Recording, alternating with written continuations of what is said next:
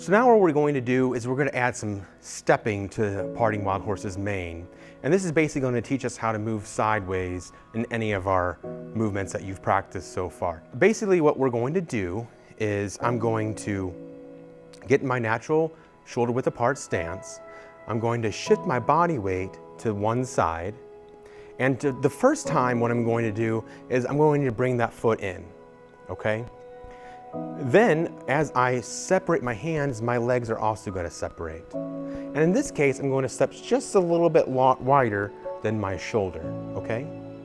And then as I separate and I shift my weight to the side, I'm going to scoop that other hand in and they switch. And separate, and then step out, switch.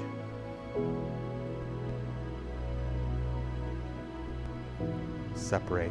So let's say now that I've reached the end of my limit of with the side that I'm going to go, because if you notice, we've been moving the same foot each time.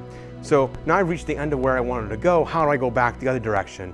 Well, let's say I've brought my foot in, I'm here. Instead of normally how I would shift my weight and then step back out, what I'm going to do is I'm going to keep this foot light. So as I switch my hands back, I'm going to reach back out with that foot.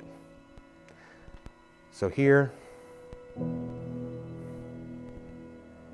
when I switch directions, this foot remains light, and I just go back in the same direction.